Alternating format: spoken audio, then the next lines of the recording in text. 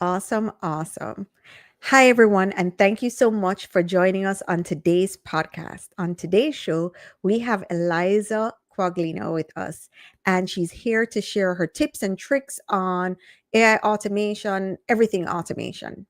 And we're going to be having a really great conversation today, and I can't wait to dive in. How are you doing today? Tell us a little bit about yourself. Hi, my name's Eliza. I am the Business Development and Operations Coordinator at Online Optimism, a full stack marketing agency based out of New Orleans.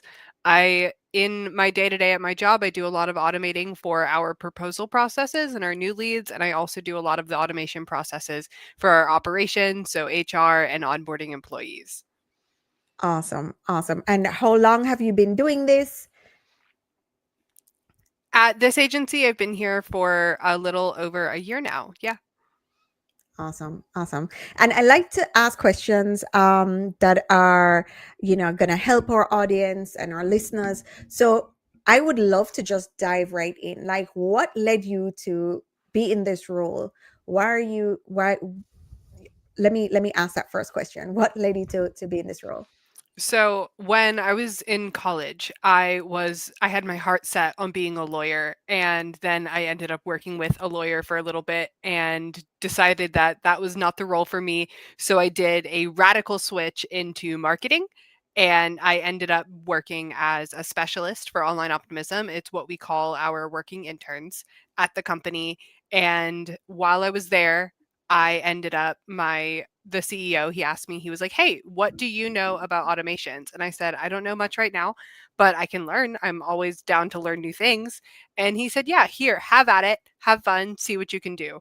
And I ended up really falling in love with what automation is and the art of automating things, because no matter what people like to say, it is in the end an art. It's something that you have to put a lot of really creativity and focus into, as opposed to some other processes in marketing that are really cut and dry. um, and so I really fell in love with the way that I was able to do that logical sequence of events, and everything that I thought that was going to be fulfilling for me in the law field ended up being equally as fulfilling and a lot more fun when I was working in automations. Oh, I love it. I love it. Okay, let me ask you. So, when you're doing your automations, right? What do you find the most intriguing about automating things? Is it the processes or is it the systems that you're actually using, like the software? I It's mostly the processes. I started out by when I first got into automating and I was really new at it. What I really loved to do was I would have a piece of paper and I would have sticky notes, and I would do the good old fashioned where I would write down what information I had and where it needed to go, and I would draw arrows on my paper from where, like, to guide myself through the process of automating that thing. And that really led me to be really passionate about making sure that from one sticky note to the other, I had as few arrows as possible. Hmm. And let me ask you, so do you get caught up in all the new automating tools that are out there now? Because I mean, I know for us, we're nonstop looking at new technology. How do you not get like overwhelmed with all these new shiny objects?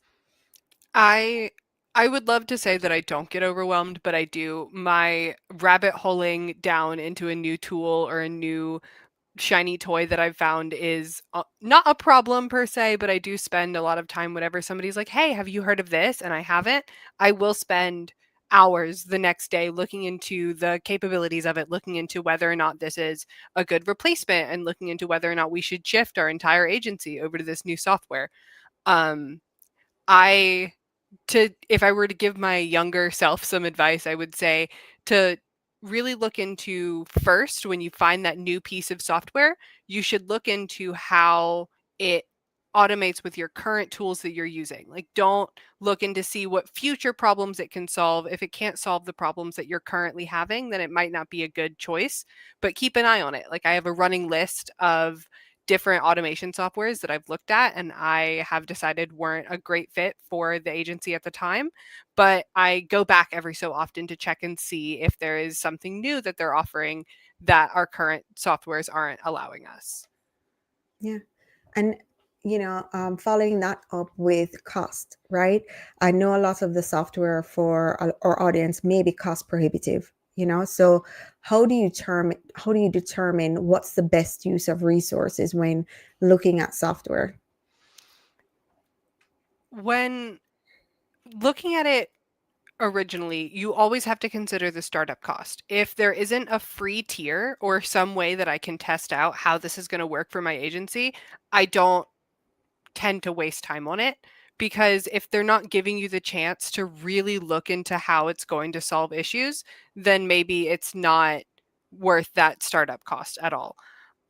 And so if my biggest thing is that if they don't offer a free tier, like I said, I don't waste time. And then when it comes to the actual cost of like credits or operations in the system, how much are you paying an employee to do the same thing? And how Hmm. many credits is it costing to do that in the automation software? And that's relatively easy math to do. With most softwares, they'll give you like, oh, you pay $20 per month and we give you 20,000 credits. And you do that math really easily to figure out if it's costing you more money to run the automation than it would to pay an employee to spend 30 minutes doing it, then maybe that's not what you should be automating, or maybe you should be looking into a cheaper platform. Yeah, yeah. And how important do you feel it is to audit a business, to really understand the ins and outs of the business? It The first thing anyone should do when starting to automate is audit their business. You should sit down and look at all of your processes end to end and look at where are you struggling? Where are you finding the hiccups and the I really hate doing this moments? Where are your employees struggling? Where are there roadblocks that you are having problem solving because you're working on other things? If you're starting, one of the biggest mistakes that somebody can make when starting to automate is just jumping right in and starting with some random automation that they think is going to solve all of their problems. It probably will solve that problem, but you're going to run into issues down the line when you start with those larger automations and then you have to go back and rework the earlier ones. And so, auditing the business and sitting down and looking at your processes is where you need to start, even if it means sitting down with sticky notes, a piece of paper, and a pencil and drawing out that process. Mm. And tell me, what are your top software tools? Uh, Zapier or Zapier, however you say it, is my personal favorite right now. They have one of the largest app libraries. And when it comes to no code or low code automation, having those built in integrations and that trust with the systems, Zapier is, there's no comparing it to other softwares. There are younger softwares like Make that I really love because my brain doesn't work as linear as Zapier wants it to. And so Make, with the more drag and drop module situation that they have, is a little bit easier for conceptualizing those processes for me. And then there my last software isn't actually a real software. It is the concept of automating without an automation software and using things like app scripts and Google Sheets to power things that you wouldn't necessarily be able to do in a software, or things that they would charge you an arm and a leg to do in a software. I'm glad we're down this road. So I know we had an awesome conversation before about Make and Zapier and all of those things. And, I want to just jump in really quick and talk about low code or no code automation. So a lot of people throw those things around, and it's not really no code or low code, because Zapier is not the easiest tool to use to automate things. But once you know, right? Because then it becomes easier to create those things. And I'm glad that you said that if it's a more linear way of looking at things, right?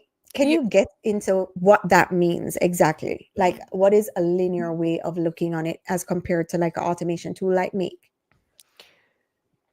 in the interface of Zapier, you start with a trigger and then you have all of your steps that follow. And in the interface, it is your module and then the next one and then the next one and then the next one. And there's no way really to have things branching off outside of building those branches. And so Zapier forces you to look at things in a step by step by step fashion in a straight line. Versus things like make doesn't have that same trigger and then action. Any step in make can be the first step. Any trigger can be placed anywhere. And it gives you a lot more freedom to play around with. And in make, you can run any module just by itself. And in Zapier, on the other hand, in order to run something, you need a trigger and you need to publish it. And it really forces you to think about. In make, I like to say that if I'm doing something in bulk, I'm doing one huge thing where I'm moving a lot of stuff from one place to another and I'm never going to do it again. The first place that I go to is make. But if I have a recurring step by step process that I like to do or I'm trying to automate, I go to Zapier first. Yep. Yep, I can definitely see that, and I'm glad that you said that it takes like a creative mind to be able to really, because you really have to think through all the steps in the business, and it's really hard when you're in the business, right? So if someone were starting and they're trying to audit their business and think about, okay, what are the things that I do on a day-to-day basis, what would be the first step for them? This is going to sound so crazy. First step, get a clipboard manager like Flycut and then set the settings for how many pieces of your clipboard it saves to as high as possible. And then at the end of the day, go back through everything in your clipboard. If there's one thing or one tiny piece of information that you've copy pasted 1 million times, that's where you should start in your audit. That is where you know that you are doing something that the automation software can do.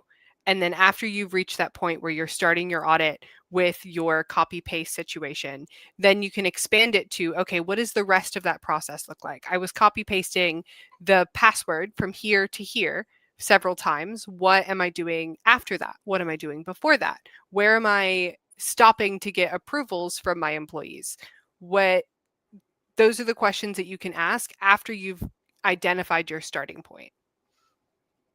Oh, yeah, your cat just made an intro. Yeah.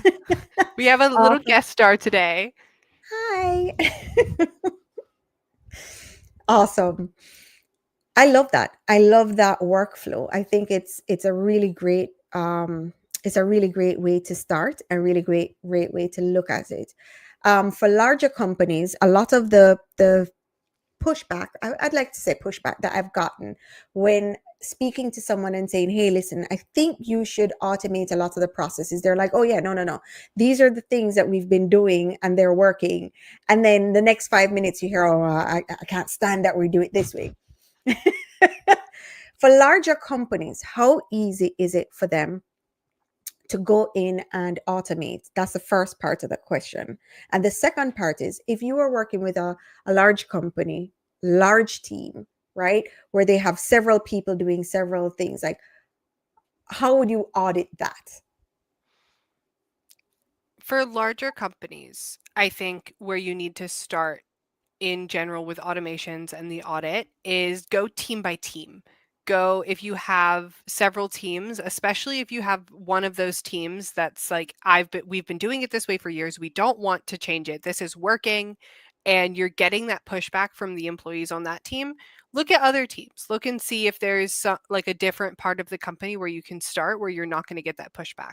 Because if the employees aren't happy with the automation and the testing process and the implementation process is going to be rough for them, you're not going to see the benefits from it. They're just going to give you so much pushback that it's not going to in the end be worth it. And so for larger companies, if you have one of those teams or you have that set of employees that's not really open to the idea, but you have another team that's having similar issues or another team that is a prime candidate for the automations, start there instead and see if they would be more open to it. And once that team that was giving you the pushback sees the success and sees the increase in productivity that this team is getting from these automations, then they're going to be more open to it.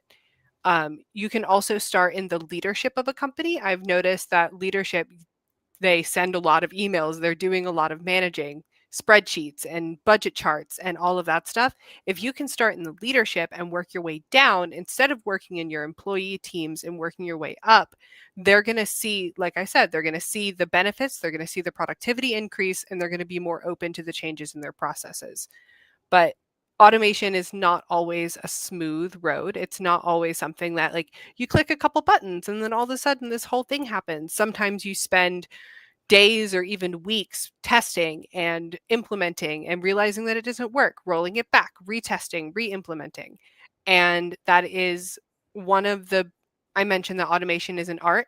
Sometimes an artist just has to throw away their canvas. And so if you're a larger company, then you need to think about how the implementation process is going to affect your employees, especially if you have fulfillment teams versus business development teams, or your HR team versus those fulfillment teams. And so I would say for larger companies, start with getting a pulse on your employees with your audit. Start with seeing if there are employees that are frustrated enough with your current processes, or if there's an employee that's been hearing about automations on podcasts like this and was like, oh, that sounds really cool. I wonder if we could do that here. And go to them and say, okay, let's try it. Or if you start your audit and you realize that all of your employees are completely happy with how their systems are going, then start in leadership and go from there. I love it. Love it. And on the flip side of that, for companies that are just starting, they have not, they have this idea in their head. They're looking at starting a business, and I would say automate from the beginning. Tell me what you would say and how you would set up if you are starting it from scratch In a smaller business? in a smaller business. So they just, came up with the idea. They're starting their business. They just got it registered. What is the first thing that you would set up? If you don't have an established set of systems, you should look at what you're not going to want to do as a business owner, as a business operator, and figure out what automation platforms are best for that thing. And so if you are a little bit more comfortable with code and you think that Make might be a better option for most of your systems, then you can look at what systems are already integrated within Make and you're not going to have to build webhooks and API calls for. And then start there with your, okay, so we're going to go with this CMS because this CMS is already integrated with Make, and start building your systems from there. If you already have your systems in place and then you're starting to automate, then I would say, like I said, just start with what you don't want to do. I personally hate typing emails. And so the place I would start is going to be, how do I automate it so that I have to type as few emails as possible? Even if that means that I'm reviewing things sent to me by the automation. I've had an automation in the past send the emails to me first. I read them, I edit them, I send it back, and then that email gets sent out. Yeah, yeah, and even now, if you have emails, so if you have like an established business, you have emails in there. There are automations where they can read the emails that you typically send, the format, the words, and that can be automated because a business owner typically gets a lot of repetitive questions asked, thrown at Oh, them yeah. by team members, by clients. That's a great place to look at, like, where can I automate that conversation? And if you're comfortable with it, there are Zapier, for instance, has a really close relationship with OpenAI. And so if you're not looking to spend, like, there's a lot of email tools out there that will automate your emails and write your emails with AI for you and then send them out. If you're not looking to spend money on an automation platform and an email manager and this and that, then you can look into, like I said, Zapier has a really close relationship with OpenAI, and they have their built-in AI tools that will do everything that AI email manager that you would otherwise have to pay additional money for would be able to do. It just takes a little bit more work to set it up than it would be to just get that email manager, but you're saving yourself some money and it's a lot more customizable to how you want to sound in your emails. Yeah, Yeah, and you know what, I'm gonna just say too, right? Once you get into the thick of running a business, you really don't have a lot of time. And a lot of entrepreneurs always say, well, I don't have the time to sit down and automate things. But I'm gonna say you don't have the time not to. So you don't know what you don't know. So you don't know that you're saving so many hours by automating things. And I just wanted to give like a simple example of one of those scenarios that could save like maybe 3 hours out of a day. At Online Optimism, we have the most used automation at, we call it the new lead research. And when a new lead comes in and we're starting the process of doing our discovery and setting them up to potentially become a client, in the past, we would have to get the email, make a new Slack channel, write a message, make a bunch of folders in our drive, make a bunch of documents in our drive, do all this research on who they are, put it into the document, share it with the person, go over it with the person, and then schedule a meeting. And that would take anywhere between, for some leads, it would take like 30 minutes. And for other leads, it would take, like you said, like 3 hours. And I spent probably maybe about 10 hours automating total. It wasn't, like I said, you have to go through the process of like figuring out how you're going to automate it, actually building the automation, testing and stuff like that. So maybe about 10 hours I spent, and we've used it for 6, 7 months now, and it has saved so much time, because now when a new lead comes in, all we have to do is fill out a form, and all of those documents get generated, all of the messages get sent, some of the research gets done automatically, and we can spend all of that time that we would have spent doing all of that housekeeping, reading the message and going to the meeting. Yeah, yeah, I agree. We've been tasked with automating some systems for clients, and even automating their phone book, even automating their contacts. Like I can't remember the person's name or whatever, but I remember what they were wearing, like simple things like that.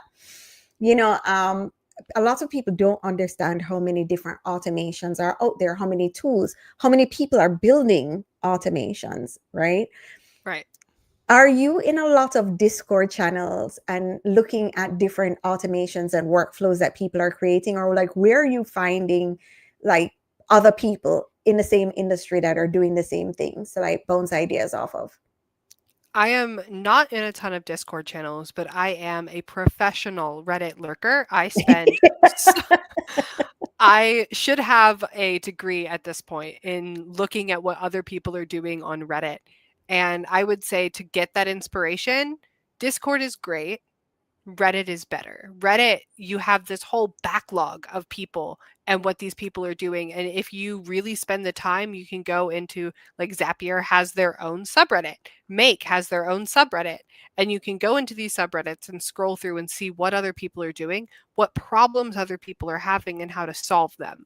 And that is where I think Reddit comes into really handy, because there's pretty much nothing gets deleted. If somebody deletes their account on Reddit, the posts stay up and it just shows deleted. And so you have this backlog of problem solving and conversation that you can really use to help fuel your own results. And Reddit and Google have their whole thing that they've got going on right now. And with that, you can use the Google's AI overviews, or you can use ChatGPT to ask questions about the platform you're using, and it's going to go look on Reddit. So if you are spending time typing in these questions into ChatGPT or Google, you may as well just go type them into the Reddit search bar, because they have their own, it's in beta right now, but Reddit has their own like AI answers overview situation coming out. And so I would say, to get inspiration and get help, go to Reddit. Awesome. Awesome. Question for you. Do you use Airtable? I do not use Airtable. I'm not an Airtable person right now. Really? Really? So Really? you're using a lot of Google Sheets? Yes. Oh, tell me about it. Dive into Google. So Google Sheets was not a decision that I made. The Google Suite was the workspace that Online Optimism had decided long before I showed up on the scene. And so I adapted to it. But Google Sheets combined with the native app scripts on the platform. If you have even the smallest amount of coding knowledge, I wouldn't recommend this for somebody who has no idea what, like, can't even like do like print hello world or something like that. But if you have even the smallest amount of coding knowledge, like you took a computer science class in high school, go on Claude. Claude is my preferred tool, AI tool for coding, Really? and ask it, say, hey, I've got this sheet and it has this information on it, and I want it to look like this at the end, and generate an app script to do that for me. And Claude will put out an app script, and all you have to do is press a button. Sometimes you don't even have to press a button. I've set it up where I can check a box on my sheet and it will automatically archive a bunch of information into a different sheet for me and send it over. You can build generators for tasks lists. Um, and if you don't have that coding knowledge, if you can't, I don't recommend vibe coding with Claude without that background information. But there are a lot of built in formulas in Google Sheets. My favorite are concatenate and workday. Those functions make it so that you don't have to have the coding knowledge. You type in the equal sign and a couple of letters, and Google Sheets will pop up with a help box to show you these are the formulas that you have available. This is the information that they need, and this is how you use it. And it's super easy to learn, and it's super easy to get the export into whatever like file format you need, and it's free. That's the best part. You don't have to pay a dime to use Google Sheets. You don't have to pay a dime to use those formulas. You might have to pay a dime or two to use Claude, but the basics of learning it are completely free. Mm-hmm. Mm-hmm. It's like Excel on like times 10, the abilities that these softwares have. Hmm. I love it. I love it. And what other hidden gems have you found within automation? Like, is there anything else in beta mode that you're like, ooh, watch out for this? Right now, I would say that there's a lot moving around in the automation world. I've been really focused on Make switching, like we talked about this Yeah, last time, where yeah. Make is switching or switched from their previous payment plan to their Hmm. credits and how that works. So I've been really focused on that. So I'm not super in tune with the newer platforms right now. I've seen Relay app on Reddit recently. I think their founder is actually on Reddit marketing for the platform right now, which is really cool. I love when companies market on Reddit. But Relay app, I have been kind of keeping an eye on. I haven't looked at it yet, but as soon as I get a better handle on what the credit switch is meaning for our company with Make, then I'm probably going to start looking into Relay app. Yeah, yeah, yeah, yeah. You know, it's always fascinating to see what everybody is looking at. The reason why I asked about Airtable before is because Airtable has a mode that's in beta. It's coming out where you can upload all of this content and it will now generate tons of variations of that same content in different languages. It's in beta. It's Ooh. phenomenal. Like, sometimes there's so much technology that I feel like I'm like geeking out over it because there's so much AI automation. It's funny because I did not start in this arena. Definitely started more in the design, but it's such a creative venture to see A, what people are doing, you know, B, how they're using automation day to day, and C, how it can help people. Yeah, Yeah. that sounds fantastic. I'm going to have to look into that because we often at Online Optimism are running into issues with having content that we want translated into those languages, and we're translating by hand right now. But I'm going to have to look into Airtable. You may have changed my mind on that one. That is, I must say, one of the greatest things, right, with like signing up for the different softwares. So there's an email address where I just sign up for software so that I can see what's new and what's coming, just to get information on it, you know. And I think it's important for entrepreneurs to, you know, look into different platforms, but you don't need to actually join every one of them, but like, you know, even their newsletters, just so that you can learn more to see how it can apply to your business. I Yeah. completely agree. And I know that there's at least a couple of newsletters out there that aren't necessarily from the platforms, but you can sign up for newsletters that are just like marketing news. Right. And eventually they're going to catch on to the automation trend. I haven't gotten too many emails about it just yet, but Yeah, and it's so funny, I think because we're in this automation space and automation world, we probably hear more about what's happening in AI or what's happening. I wonder if you're not in this space, if your feed still shows you all of this stuff. Like, if for me, I find that AI kind of consumes a lot of my time in terms of what I see online, what's shown to me on social media, because that's the space I'm in. I wonder if you're not in that space, what you see as it pertains to automation and AI. I would also be really interested to know one of my favorite tools that I've discovered recently in terms of marketing news is it's called Swipe Insight. It is a completely free newsletter powered by AI, but it pulls information and news releases from a bunch of different tools like Google, and it gives you a little summary and then a link to the original article. My favorite part, completely ad free. You're not seeing a bunch of those like pushy pop up ads. They do make money somehow, and I think it's through like lightly sponsored posts, but Swipe Insight has been my favorite way of like keeping my eye on just what is evolving right now in the marketing world. I haven't seen too much on the automation side yet because I'm more signed up. They have like focus groups. Hmm. I'm more signed up for the AI focus group, but I'm wondering if eventually the non-AI focus groups are going to start seeing that automation information as well.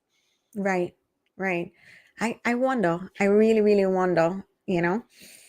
And another thing that I see often is coffee. And I know we were talking about that. Just want to segue into another one of our passions and loves. So we were speaking and you were telling me about all the different things that you keep you awake, or is your love for love for coffee. Tell me a little bit about that.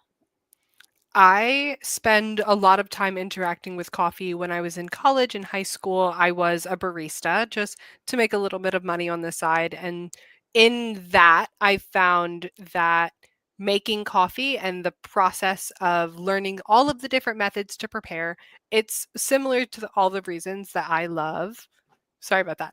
Similar to all the different reasons that I love automation. There's so many different ways to make a perfect cup of coffee, and you can ask 5 different people and they will all tell you something different. There's the French press, the pour over, the Chemex, the espresso people, the hand pressed espresso people, the cold brew people like myself.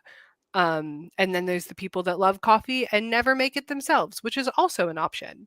So, how do you take your coffee? I take my coffee black. If it's in the French press, then I will probably add something to it. But if it's just a regular, brew, then I will have it black. When you French press it, I feel like it's so rich and so awesome, but that richness is also a little bit bitter. So at that point, I add something to it. Are you like a bean person? Do you just get your where do you source your beans from?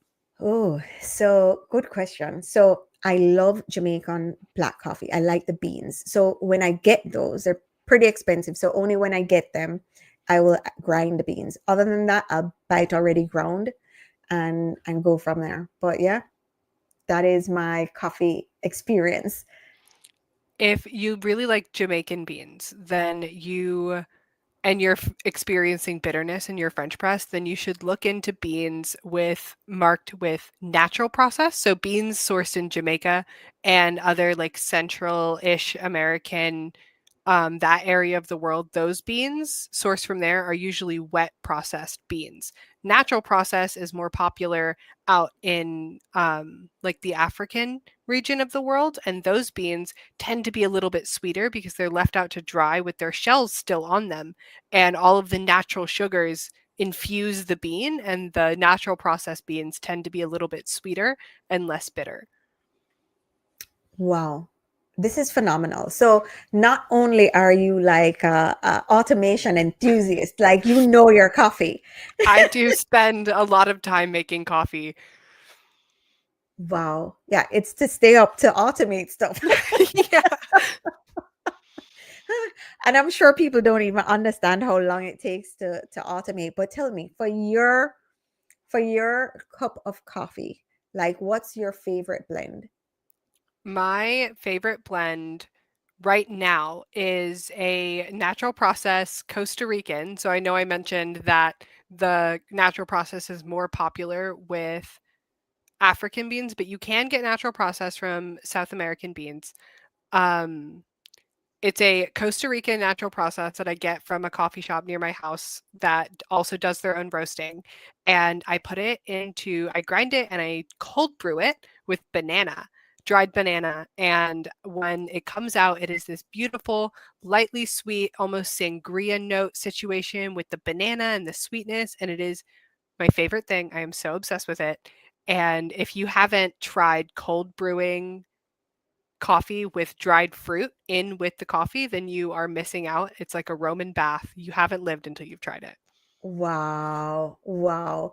You know what? You're gonna have to share that. You're gonna have to share like how to get that done. That sounds phenomenal. I have to try it. I'll send you an email after this with the recipe. For sure. For sure. For sure. Awesome. Well, let me ask you, is there anything else that you want to share on here about automation that you feel like our listeners must get? I think I've touched on this a few times already, but the testing process and the actual process of automation can be extremely tedious. It can Mhm. be frustrating. There have been times that I've been automating stuff and I've just quit. I've just been like, I'm going to go work on something else and do something else because I cannot handle this right now. And that is just going to be part of the process. It doesn't matter how well you plan or how well you audit or how easy other people say it is. Mhm. Unless those people have been working in your systems with your data, they don't know how easy it should or should not be. Right. And the biggest thing is just if it's not working and you're frustrated, step aside and then don't touch it for a while or come back Mhm. later with a different point of view because maybe you're just looking at it the wrong way. And it doesn't mean that you're doing something wrong. It just means that the automation needs something different than what you're giving it. And so don't give Mhm. up is my big thing. No, I agree with you. I agree with you. It does get time consuming. And it depends on the size of the build for sure. That definitely makes a difference in terms of what happens, what the outcome is, how long it takes, and there's so many different elements. But once it's done, the beauty of automation is once it's done, you don't have to go back to it. Oh, yeah. That thing is done. And maybe if you are dealing with like a huge build, there's a chance that you can break it down, automate a smaller process within that larger process, and then just keep adding on to it.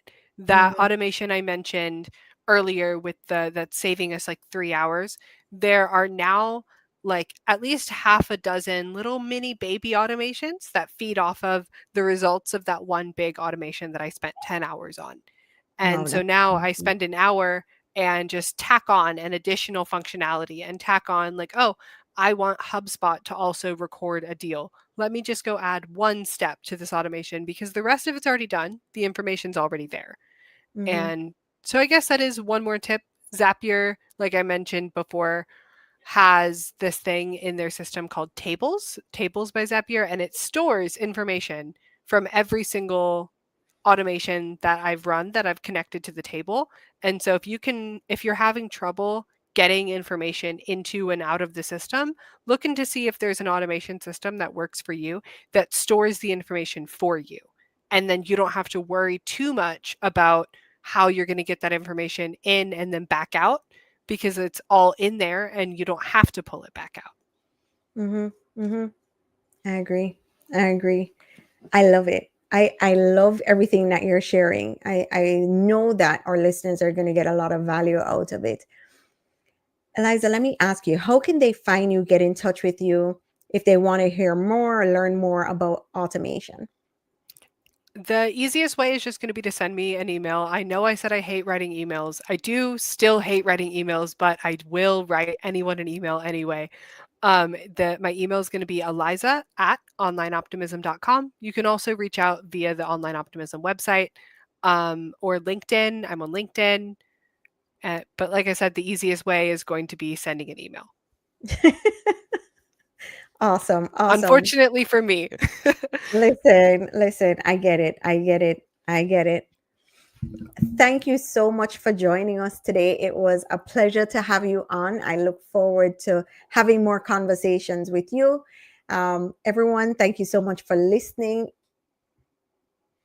It Yeah, was thank great. you so much. This has been a pleasure, and I will send you that coffee recipe, and you have to let me know how you like it. No, absolutely. For sure. All right. Thank Awesome. you. Thank you.